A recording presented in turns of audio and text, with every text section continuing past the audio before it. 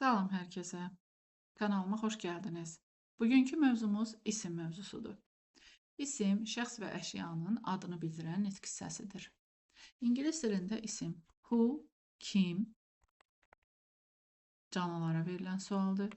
What, nə, cansız isimlərə verilən sualdır. Suallarına cavab verir. İsimlər quruluşuna görə sadə, düzəltmə və mürəkkəb olur. Quruluş nədir? Yəni kök və şəkilçi. Sadə isimlər flower, məsələn gül, yəni heç bir şəkilçi qəbul etmir, bir kökdən ibarət olur. Child, uşaq, glass, toy və s. Düzəltmə isimlər isə suffix və prefikslər vasitəsilə düzəlir.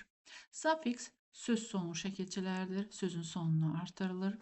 Prefiks isə söz önü şəkilçilərdir. Gəlin baxaq düzəltmə isim düzəldən şəkilçilər hansılardır? Age, marriage, let, tablet, aunt and student, er or are, teacher, dom, kingdom, hood, childhood. Məsələn, sözün kökü king, kral, dom, krallıq. Sözün kökü child, uşaq, hood, uşaqlıq. Friend sözün kökü ship, friendship, dostluq. Attendance, business, development, strength. Strength sözü strong sözündən əmələ gəlib. Strong sifətdir, güclü deməkdir. TH artırılaraq və o hərfi E hərfinə keçərək strength, yəni güc sözü əmələ gəlib. Reality, proposal, building, actress, tourist, economics, librarian, tourism, discovery, engineer, information, dictation, referee, Chinese, departure və s. Prefikslər söz önünə artırılan şəkilçilərdir. Bayaq dediyim kimi. Məsələn, indifference, laqeydlik, disagreement, narazılıq, misunderstanding, səhv, anlaşılmazlıq, unimportance, əhəmiyyətsizlik və s. Mürəkkəb isimlər iki və daha artıq sözdən əmələ gəlir. Ya bitişik, ya defislə, ya da ayrı yazılır. Məsələn, butterfly, football, sunflower, dining room, mother-in-law, man driver, ice cream və s. Diqqət yetirməliyik ki, məsələn, bu sözlərin tərkibində ment olsa da, bu şəkilçi deyil, yəni bu sözlər düzəltmə isimlər deyil. Bunu anlamaq üçün ment şəkilçini çıxardığında instru deyə bir söz yoxdur, yəni heç bir mənası qalmır. Buna görə də yadınızda saxlayın ki, bu cür sözlər tərkibində olan ment baxmayaraq er, məsəl üçün aşağıdakı sözlərdə er var, olmasına baxmayaraq bunlar həmin sözün tərkib hissəsidir. Məsələn, instrument, parliament, monument, moment, document, father, mother, sister və s. Aşağıdakı bu sözlər isə isim deyil, bunlar sifətdir, sifəti müqayisə dərəcəsidir. Məsələn, warm, isti, mülayim sözün köküdür və air daha isti deməkdir. Cold, soyuq, air, cold, daha soyuq. Low, alçaq, lower, daha alçaq və s. İsimlər mənalarına, həmcinsliyinə, işlənməsinə görə qruplara ayrılır. Məsələn, isim iki yerə bölünür, iki qrupa ayrılır. Ümumi isimlər, xüsusi isimlər. Ümumi isimlər özləri iki qrupa ayrılır. Konkret və mücərrəd isimlər. Konkret isimlər isə iki qrupa ayrılır. Sayılan isimlər countable və uncountable isimlər. Ümumi isimlər nədir? Ümumi isimlər bütöv bir sinifə aid eyni cinsli əşyalara, anlayışlara verilən adlardır, hansılar ki, kiçik hərflə yazılır. Məsələn, bu kitab, student, şagird. Xüsusi isimlər isə şəxslərə, anlayışlara, ərazilərə verilən xüsusi adlardır və bunlar həmişə böyük hərflə yazılır. Konkret olur. Məsələn, London, Christmas, Oktober, Azərbaycan. Konkret isimlər toxunaraq hiss edə bildiyimiz isimlərdir. Məsələn, apple, alma, həm toxuna bilirik, həm görürük. Boy, oğlan, umbrella, çətir, car, maşın, Mücərrəd isimlər isə 5 duyğumuzla qavraya bilmədiyimiz hissləri, düşüncələri, anlayışları, ideyaları və vəziyyətləri təsvir edən isimlərdir. Onlar qeyri-maddi və görünməzdir. Məsələn, love, sevgi. Nə görə bilirik, nə toxuna bilirik. Beauty, gözəllik. Peace, sülh. Friday, cümə günü və s. İsimlər dedik ki, konkret isimlər sayılan və sayılmayan olur. Sayılan isimlər hansı xüsusiyyətlərinə görə sayılır? Onlar artiklda işlənə bilir. Yəni, an article ilə işlənir. Məsələn, a book, bir kitab, a day, bir gün. Cəm şəkilçisi, larlar şəkilçisi qəbul edir. Məsələn, books, kitablar, days, günlər. Miqdar sayıları ilə işlənir. Yəni, qarşısında miqdar sayı işlənir. Məsələn, 2 books, 2 kitab, 5 days, 5 gün. Kəmiyyət bildirən sözlərdən, məsələn, many, çox, a few, biraz, few, az, several, bir neçə, en azə, başqa biri kimi sözlərlə işlənir. Miqdarını soruşmaq üçün how many sual əvəzliyindən istifadə olunur. Tərcüməsi neçə, nə qədər. Xəbər və əvəzliyi cəmdə olur.